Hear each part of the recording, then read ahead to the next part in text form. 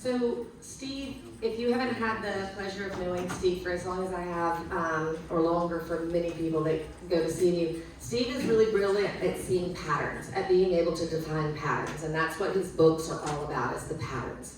And he can quickly synthesize and determine what these patterns are and how best to share that out. And so in the work that I've been doing in disaster recovery, what Steve has been synthesizing is the 30 years of CNU and how the tools can be applied to my world, which is disaster recovery. And what you saw in the plenary is, it's your world. So how many of you in here have been directly yourself or indirectly by a family member or loved one affected by a natural disaster? Raise your hands. How many of you feel like, keep your hands up, how many of you feel like that you are being impacted by climate change in some way, shape, or form? This is something we can all agree on. Almost 100% of us are impacted by climate change, i.e. in my world. Again, I work in red states where we don't use those words. Because whether or not you believe in carbon sequestration or that we caused it, what we do believe in is rain and tornadoes. And I don't know that if you've been keeping up with what's been happening the past 2 days and what's happening today, tornadoes and rain, devastation, Alabama, Georgia, Mississippi, Louisiana, Texas, all in the past 3 days, devastated by tornadoes and rain. And I keep getting alerts on my phone every few minutes. There's another flood alert. There's a northern tornado alert. What that means to me, very depressingly so, growth industry, baby. I'm never gonna run out of work. Because there are so many disasters and there are so many opportunities. And as depressing as that is, I told Kate, I was telling her in the session, I was like, this is so exciting. Look at all this death and destruction. There's nothing but opportunity here. Yay! So that's the positive optimism in me, is that yes, we do have an opportunity to do some really great things. So I have rebranded, which is why you hear me telling people to call me LC. And my company has transitioned from Collaborative Communities, which I started 12 years ago, which has become a foundation because it turns out that I was operating like a foundation all along. And so I have transitioned to actually being coached that I needed to run a business that earns money, which is apparently what people do. So I have started Force of Nature Solutions, LLC. I have hired a brand manager, Madeline, wave to everyone. I have hired my own 22-year-old to help me figure out how to do all this social media stuff. She's been doing really wonderful because she takes all of the things that are inside of my head, which turned out to be like 5 or 6 companies that I was running in my head and 3 nonprofits and writing 14 books, none of which were outside of my body, and is helping me extricate all of that so that there can be lots more people in the world that understand this sort of thing. We started an initiative, these things span from disaster recovery, but all of the equity that's wrapped into disaster recovery. So we started an initiative called Renters with Roots. How many people live in a community where renters are seen as less than important of homeowners? How many people have ever been the renter that was considered less than a homeowner? I am still, in my community, a renter by choice, and I am considered less than when I sit down to dinner next to my friends because they are homeowners. They care more about their neighborhoods, they care more about their school systems, they apparently care more about everything than I do simply because I rent, which is very odd to me, but it is, of course, it's got its patterns in historic systemic racism. The beautiful thing is that now it's transcended race, and we have plenty of brown and black communities that also do not want renters. So the next thing that I've got going on is there's the foundation that I've started, and then I've got this series of books that we're trying to get out of my head into the real world, which has helped a lot to learn what zines are, which instead of writing a big giant book like Jerry wants to do, which weighs 77 pounds, I can do a zine that's only like 10 pages long, and that's still taking me forever to get out of my head. So the zines are about the doer's guide. I am an activist. I am a rabble-rouser. You will hear me heckling from the back of the room in many sessions or at the front of the room like I did this morning. And so, woohoo, that's right. Because for the past 10 years I've been coming here and I've been saying the same thing. Where are the people that don't look like us? Where are the people that are like the communities that I've been working in? Because I hear every day, well, why do people keep rebuilding and moving into disaster recovery type of places? Well, because they didn't start out there by choice generationally. So a lot of the things that I do are all kinds of pieces of new urbanism and equity and race and redlining, which by the way is a Friday session at 1:30. You can come to redlining 2020 or 2022. We have yet to decide which one is the correct. You can call it either way. So the way that I got into disaster recovery is I was an activist, I've been a school teacher, I've worked in the arts, I've done a lot of different things. I've worked in a car washing, a vet clinic, a medical facility, you name it, and I've done it. That's on my business card. I can do that. You need to know about it, and I know some aspect of it. I got into disaster recovery because of this.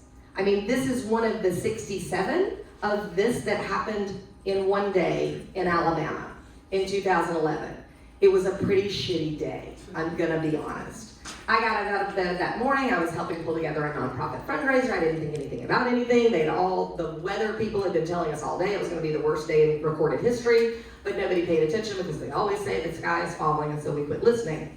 Around about 5 o'clock, right at rush hour, we had an outbreak. It was the largest tornado outbreak in global history. Within that expanse of time. Within a couple of hours, most of the 67 tornadoes hit. So this is one of the largest ones. Nothing behaves the way it was supposed to. Just like Hurricane Sandy, which was not in fact a hurricane, it was a superstorm. This was not a tornado. It may look a little bit like a tornado. It was called a supercell.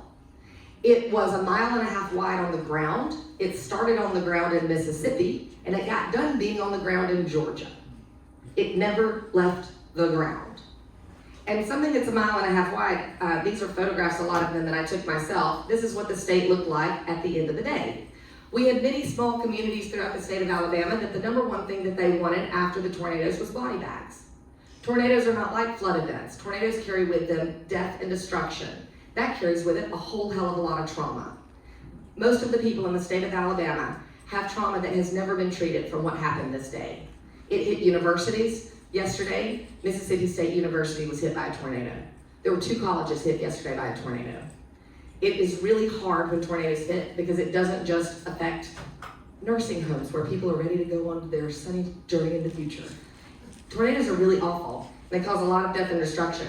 But the great news is, back to the optimist, is hey, it's a lot of opportunity. Because when your entire state is flattened, most of it wasn't that great anyway. We have a lot of sprawl, we have a lot of things that weren't in the right place. So floods, tornadoes, any types of disasters like this, they're kind of doing us a favor. Because if you drive around as a new urbanist, you're like, these places are pretty shitty. I wish we could do something about it. Guess when you can do something about it? When it's all knocked down and you need to rebuild it.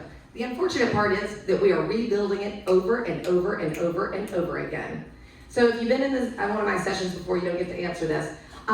Let's see, how many federally declared major disasters do we have each year? On the order of magnitude of, who thinks like each year you have more than 5 disasters?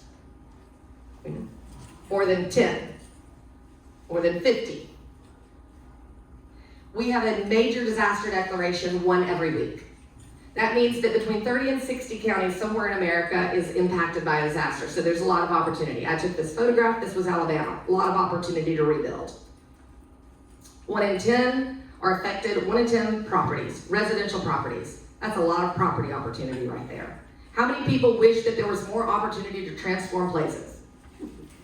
Guess what there is? These guys, who knows who these guys are, yeah? They are good friends of ours, I'm sure. We love them. No speaking on politics, obviously.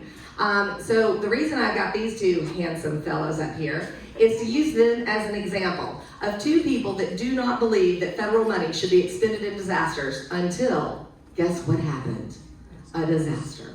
And it turns out that they're big fans of federal money as soon as the disasters hit. So what do we do about this? Because I've been working in disaster recovery now for 10 years. I started out as a volunteer, unaffiliated. I ended up being banned by the federal government from volunteering because apparently I'm way too effective to be involved in anything. Then they couldn't get rid of me that way, so they hired me to work for FEMA, which did not go well, I have to say. And after working for FEMA, I ended up working for New York State Homeland Security, holding FEMA accountable. That went way better. That has been, holding FEMA accountable is way more fun. So to date, just last week, I had FEMA attempting to ban me from yet another meeting. It's like the thing. So when people say like, oh, you're related to FEMA, I'm like, I just hear FEMA personnel like cringing every time I get associated with FEMA. So disaster recovery reform is my shtick now, right? I've gone from like advocating for a lot of different things, and I've gone all the way up to now what I'm focused on is I'm going to reform the federal government. That's what I think I'm going to take on now. Yeah, right? Why not? Let's just do it. If we can reform what a strip mall is, surely we can take on the federal government. I mean, if they were so unnerved that they banned me from volunteering when I didn't even know what I was doing, guess what I can do 10 years later? Make their lives miserable. Exactly. So the bipartisan act, the reason I brought this up here is I was like, you know, we can all get on the same page when something affects all of us. Yeah. Who hates daylight savings time?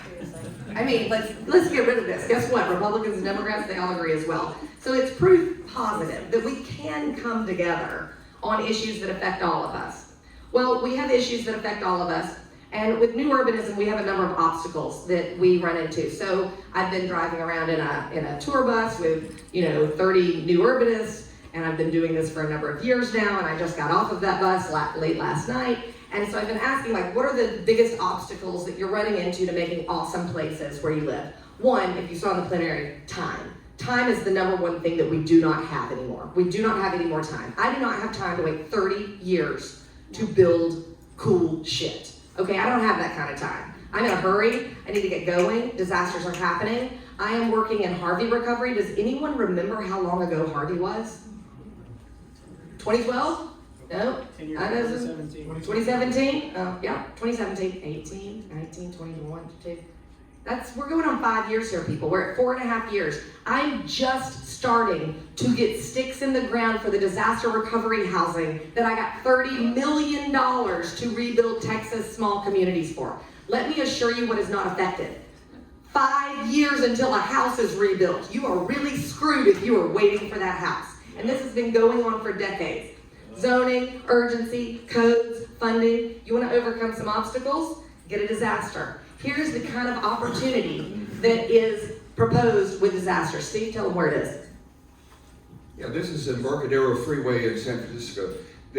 Most of y'all remember the World Series earthquake that took this down? Most of us do not remember that. Okay, good. Some of y'all do. People my age do, people who are aged up. Okay, but what happened is when this came down and it was transformed into a Grand Boulevard.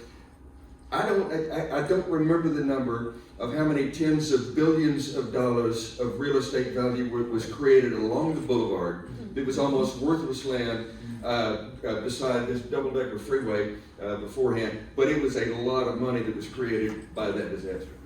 Thank you, Steve. So here's the beautiful thing. You got big giant pieces of infrastructure, and there's going to be some other great Black Caucus sessions. So shout out to the Black Caucus for doing some.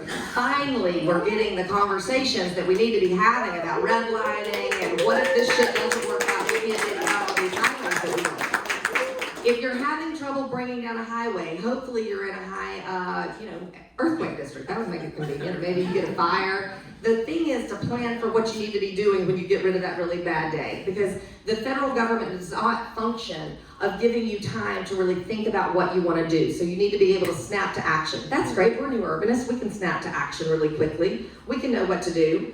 So this is my thing, right? Activism. Activism. Who in here considers themselves an activist? Kate, raise that hand up high, girl. Yes, girl.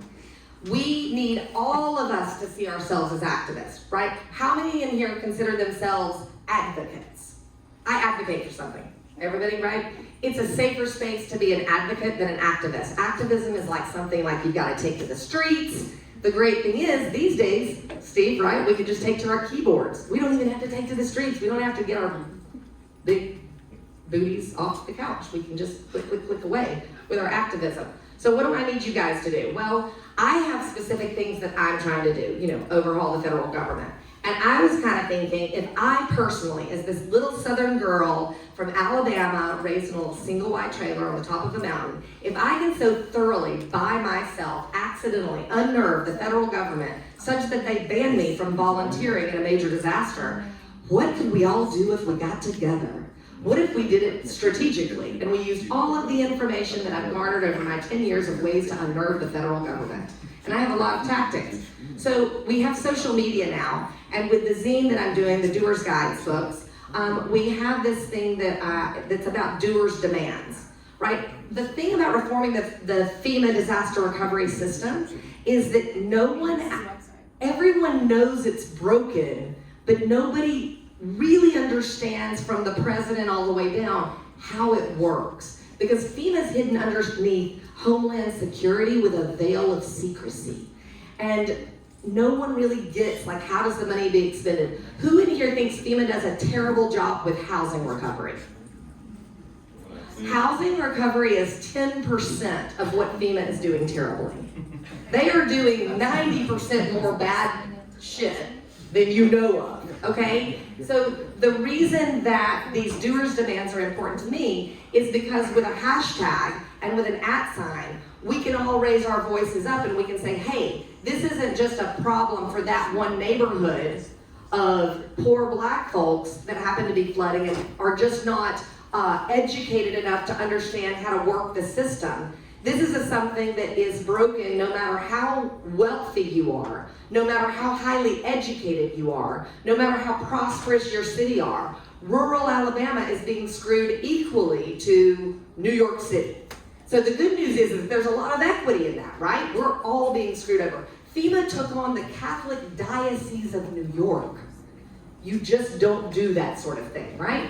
So in regards to the doers' demands, my demands are A, accurate risk maps. If you guys are relying on the NFIP maps, don't ever mention an NFIP flood map again.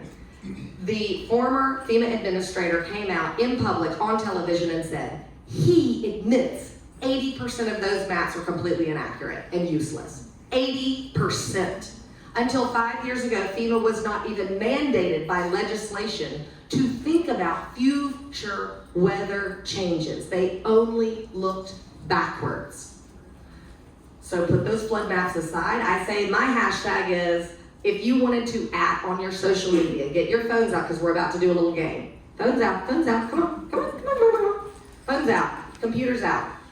So I want you to @ me whenever you have one of these doers' demands, because for the books that I'm writing, these zines, I want to make sure that I'm capturing what is most important to Americans. And you're like the best Americans because you're the ones in the room with me right now. I'm sorry, I should not say Americans. I should say humans. You're the best humans. Don't let me be egocentric about Americanism. So the other thing is that FEMA goes into things, and again, I'm speaking as a former FEMite, and that's what we call ourselves. As a former FEMite, we are trained to not trust what people tell us. They're trying to shake the government down for extra money. They're trying to get money for something that they don't really, the images that they didn't really have. Some of the basic things that need to happen is that we just walk into the room assuming you're not a liar. That's the number one thing I want the federal government to do, is just assume a disaster victim is telling the truth. Don't make them have photographs of every single inch of everything that's ever been damaged. Just assume they're having a really bad day and they're sitting in front of you telling you the truth, that they really truly are devastated. Every day I hear FEMA ask for more and more proof that it was damaged, and it just doesn't make any sense. The next thing is customer service. I gotta tell you, for as much as Amazon has going wrong with it, and as much we love to hate Jeff Bezos, I mean, customer service is really good. Like, I got on chat the other day needing something to be replaced. I didn't even have to talk to a human. It had a little bot that fixed everything. I just clicked, and a magic thing was being rerouted to my house the next day. It was fantastic. Wouldn't it be great if the federal government had customer service lines where you could, right? How easy should that be? Hey, I'm having some problems with my disaster recovery. My home is destroyed and I need somewhere to stay tonight, and I need that disaster recovery spontaneous housing that's supposed to show up 5 years from now to be here next week. What number do I call for that? So I want a customer service, I'm not kidding. This is the kind of thing that I want set up. I demand you set up a customer service line so that you know what's going wrong in things. Change has to happen. Who's with me? Who wants change to happen now? Now, people, now. We don't have all year. We can't take any more time. So the little game we're gonna try to do, who knows if this is gonna work? Probably not, since we're new urbanists and we're not very apparently tech savvy except her. So, let's see if we can do this little game. What I want you to do with your phone is you can text this 864-740-4913. And also write it down because we're gonna be collecting this can we aggregate this, Madeline? Can Yes. people throughout the next 3 days text their demands? Yes, you can. All right, so you can also scan this QR code, right? Yes. If you desire. See, she knows how all of this stuff works. So if you start texting now, then you allegedly, it's supposed to put all your little demands up here. So why don't y'all throw up and the more people, if you want to, I like doing hashtags. I hashtag everything, even things that don't make sense. And Madeline's you're using it wrong. And it doesn't matter. I like to do it that way. So for me, it's FEMA customer service. Throw up here and text what your personal demand is, if you have one. Does anybody have any demands? Let's see if it works. Has anybody done one yet? I did one. Did it pop up? Madeline, can you fix it? I can try. 22-year-old, go fix the technology. Oh, it's working. Is it? I think so. Did it pop up? It's supposed to make magic. Maybe I didn't do it. Yeah. Yeah, let's blame the users. Yeah, that's what it is. Yeah, it's your fault. Y'all didn't do it. There it is, yeah. Oh, stop scaring me. Was that you, Patty? No, it wasn't. I love it that it's anonymous. I thought it was said we want Elsie to stop talking. So no, I'm not gonna stop scaring you because fear is a great motivator. Optimism, not so good. Fear, yeah, you'll get up off your tail and do something. I like to think I have a little bit of happiness in there. Trust, equity, customer service, materials. Allow us to rebuild resiliently, accurate risk maps, building stabilization, clean water. How sad that we have to beg for clean water. Equity, yeah, this is what I'm talking about. It's not hard to set up a system where the federal government overhaulers in this room and the ones that you pull in over the next couple of days, we are going to do this. I am doing it for sure, and I would love to have you all drinking and texting and tweeting the federal government to so thoroughly unnerve them that they're like, what is this conference in Oklahoma City and why are they belligerently badgering us? So this is exciting because through, wait, Madeline, where's the little magic square thing that has all my contact information? It's on a past slide. Okay, can you make the past slide thingy come up? Yes. So she has a QR code that's magic and has all my social media stuff that magically pops up on your devices. And then I can watch all of your search history and see everything that you're doing. And get in there and be like, why are you not motivated to do stuff? What's that? Where is this going to? All of that? Where does it go, Madeline? It's coming up on Biden's lap. That's right. Right now, it's just we're direct live streaming to the White House. Yeah. So what we're doing right now is we are aggregating. Right now, we're aggregating information to make sure that our social media campaign that we'll be launching in the next couple of weeks, that we have it streamlined. We need our messaging clean and crisp, which is why I'm relying on you guys to give me the feedback for the @Doers Guide. So the Doers Guide is my, that's that zine that we're gonna be doing a lot of major social media. I have the ability to get on television for some reason and people will put cameras on me and I get to yell and scare them too.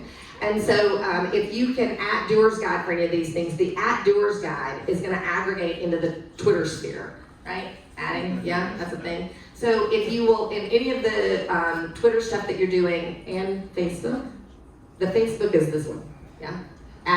@Force of Nature. So if you'll tag me, I'm aggregating the information and then we'll be launching out when we go national, we're gonna blast this out nationally with some of the major hashtags to put in front of course, FEMA. There are allies inside the government. Most of FEMA is made up of really wonderful Americans that are serving their country to the best of their ability. They are downtrodden, they are frustrated at the system the same as we are. That's why there is no we and they. They are we. And we are all tired of this bullshit. And we are all ready for change. They want to be able to help disaster victims. That's why they got into it. It's why I got into it. And so as we aggregate some of my allies within the system will be like, hey, Joe, have you seen this? This looks problematic. Hey, Kamala, have you, this woman, Clemons, is causing quite the problems. Maybe we should get her up here in the White House and see if she's got some solutions for us, which, by the way, I have a long list of solutions. It's not just about the problems, it's about creating the solutions, right? That's what we're here to do, learn what the solutions are, right? So they're on my website, which you can see there's a ton of the solutions. There are little tiny videos that I've been trying to do with Steve Mazan for many, many years. We're trying to get me down to talk to like in 2-minute clips, which is never works. But I just wanted to basically tie it back around to Camille. The reason I wanted Camille to kick us off is because I loved, man, how fun was that panel? It's like all the young people over here on this side of the table. And then all of our founding mothers and fathers. We appreciate, because we are standing on the backs of all of those that have come before us. And if not for the woman at FEMA that trained me to be the policy expert that I am today, the terrorist that I am for the federal government to like make their lives miserable, I relied on an amazing woman within FEMA to make me the powerhouse ender of their stable, nice internal FEMA thing that they rely on. You know, if not for her, I wouldn't be where I am today. And so I think that's what the beauty that's happening with CNU right now is that CNU perpetually pushes this idea of those of us that have been in it, and now I've been in it for 10 years, so I can't even claim to be a newbie anymore. Like now I'm one of the old sad ones that has to be ousted off the stage. So I wanted to wrap around with what Camille is doing, because the Place Initiative is an organization that is full of young and young at heart, rabble-rousers, Patty, that one was directed at you, that we want things to change and we're ready to do something about it. Camille showed up at CNU on the Magical Mystery Tour bus, and she didn't take any guff from anyone. She was like up in the faces of the people that are like, you don't know what you're talking about, sit down over there. And she's like, I do too, and you're gonna sit down and listen to me. And I was like, yes, girl, go. And so she's been at it ever since. And she doesn't have all the answers, but she's willing to get out there and make something happen. And that's what we're gonna have to do to make change happen now. So I will finish that in saying, let's go get shit done, people, yes.